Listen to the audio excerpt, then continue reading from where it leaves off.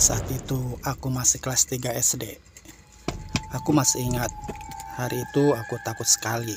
Ayahku murka setelah memergokiku merokok.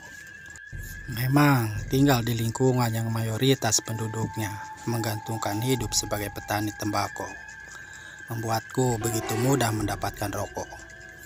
Tapi tentu saja orang tua mana yang tak mengamuk jika melihat anaknya yang masih kecil mulai mengepul asap dari mulut dan hidungnya. Saking takutnya, aku berlari sekencang mungkin menuju ujung desa, tepat di antara hutan bambu yang menghubungkan desaku dan desa tetangga. Terbentang area pemakaman kampung yang cukup luas.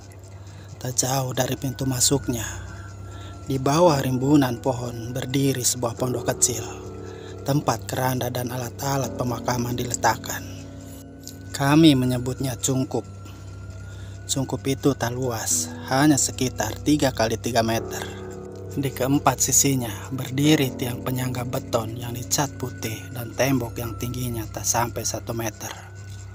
Semua orang bisa melihat bagian dalam tempat ini dari jauh, apalagi di siang hari. Tapi entah kenapa aku tetap berlari ke sana dan bersembunyi di balik tembok, duduk di bawah keranda. Aku tak tahu berapa lama aku berada di sana. Hanya saat itu, rasa-rasanya memang rasa takut di hatiku sedikit berkurang. Aku jadi lebih tenang dan malah mengantuk. Semilir angin dan gemeresik daun yang bergesekan membuatku tertidur lelap. "Ngapain kue ning kene? Ngapain kamu di sini?" Samar-samar aku terbangun. Aku melihat sepasang kaki. Dari suaranya, aku menduga ia adalah nenek-nenek. Dia membelakangiku dan aku hanya bisa melihat rambut putihnya disanggul dan dihias tusuk konde. "Kabur mbah, takut dimarahi ayah."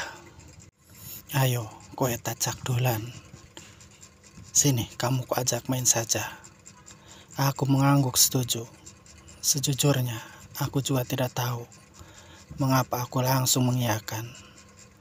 Satu-satunya yang ada di pikiranku, aku tak mau ditemukan orang tuaku.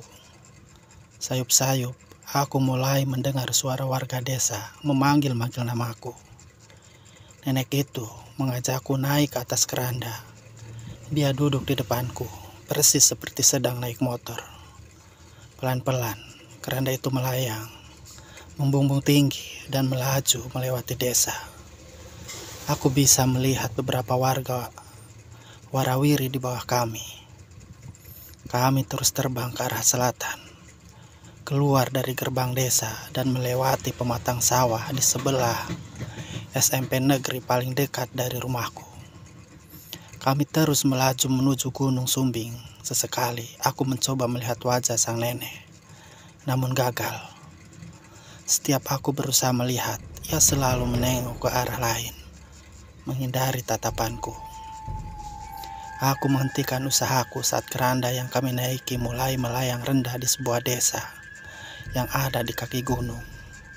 Kami mendarat tepat di cungkup desa itu. Awalnya, dari atas hanya terlihat area perkuburan luas. Namun begitu kami mendarat, semuanya berubah menjadi pasar.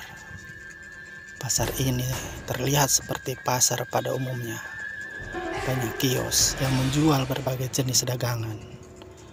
Orang-orang berlalu lalang seperti biasa. Mereka berjual beli dan tawar-menawar. Sama sekali tak ada makam-makam yang tadi kulihat dari atas. Kami tak turun dari keranda, hanya melihat-lihat sekeliling sebentar. Aku juga baru sadar, keranda ini tak disangga apapun. Ia terbang layaknya pesawat. Entah ia mengandalkan kekuatan mistis sang nenek, atau aku saja yang tak bisa melihat sosok yang menggotong keranda ini. "Ayo tajak nang dolan liyane. Ayo kuajak ke tempat lain." Lagi-lagi aku tak menolak. Kami terbang tinggi menuju arah selatan, ke kaki Gunung Sumbing, ke desa yang letaknya lebih tinggi dari desaku. Sepanjang jalan kami hanya diam, Aku sesekali masih berusaha mencuri lihat wajah ya sang nenek, tapi selalu gagal. Aku hanya bisa melihat sanggul dan tusuk kondenya. Kami berhenti di cungkup desa berikutnya, sama seperti di desa sebelumnya.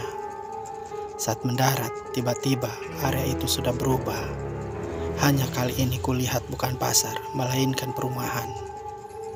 Nenek itu mengajakku turun dari keranda dan berjalan-jalan ke perumahan itu.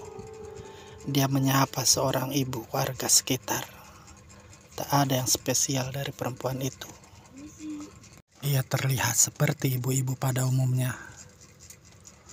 "Dek, mau ini, ada ketan goreng," kata ibu itu sambil mengulurkan sepiring gorengan. "Emoh, aku wis wareg kok, wis wareg." Ibu itu tak memaksa. Setelah nenek dan ibu itu mengakhiri obrolan, kami kembali ke keranda dan terbang kembali ke cungkup desaku. Saat itu, hari sudah gelap. Aku menduga kami pergi selama 3 jam karena aku kabur dari rumah saat masih sore. Dan saat kembali belum tampak terlalu malam. Kami duduk-duduk di atas keranda diam. Aku masih mendengar warga desa memanggil-manggil namaku. Tapi aku tak mengatakan apa-apa. Seorang tetangga bahkan sempat masuk ke cungkup dan mencariku di dalam bangunan. Ia menggeser-geser ember yang ada di bawah keranda. Namun ia mengabaikanku seolah-olah aku tak ada di depan matanya. Setelah menggeser-geser benda di bawah keranda, memastikan aku tak ada di sana, ia pergi dan lanjut memanggil namaku. Padahal jelas-jelas aku duduk di atas keranda. Aku juga bisa melihat warga lain yang berlalu lalang di area pemakaman, mondar-mandir di depan cungkup. Tapi sepertinya entah kenapa mereka tak bisa melihatku. "Samang, kok kabur Vie?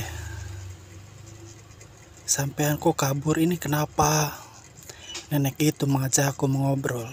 Saat aku mencoba melihat wajahnya, ia menunduk. "Wedi meh bale, Mbah. Samar diseneni Bapak Romba ke. Takut mau pulang, khawatir nanti dimarahin Bapak dan Ibu." Kami mengobrol banyak saat itu. Bisa dibilang aku menceritakan banyak hal kepadanya. Tiba-tiba aku mendengar azan dari masjid desa yang letaknya tak terlalu jauh dari area pemakaman. "As-salatu khairum minan naum." Hatiku mencelos. Azan subuh. Aku ingat betul saat kabur dari rumah. Matahari masih bersinar terang. Aku juga yakin bahwa perjalanan dan obrolanku dengan nenek itu tak mungkin memakan waktu lebih dari 3 jam. Tapi ini sudah subuh. Artinya aku sudah pergi lebih dari setengah hari. Aku buru-buru turun dari keranda, berlari keluar kuburan menuju rumahku. Saat mendengar azan, satu-satunya yang terlintas di pikiranku adalah pulang. Aku terus berlari menuju rumah yang dipadati warga.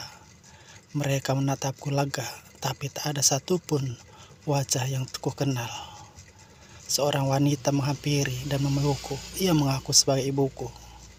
Tapi aku tak mengenalinya. Semua orang di tempat ini yang mengaku sebagai ayah, ibu, kakek, adik, dan teman-temanku tak ada satupun yang aku ingat. Siapa orang-orang ini? Aku di mana? Bersambung.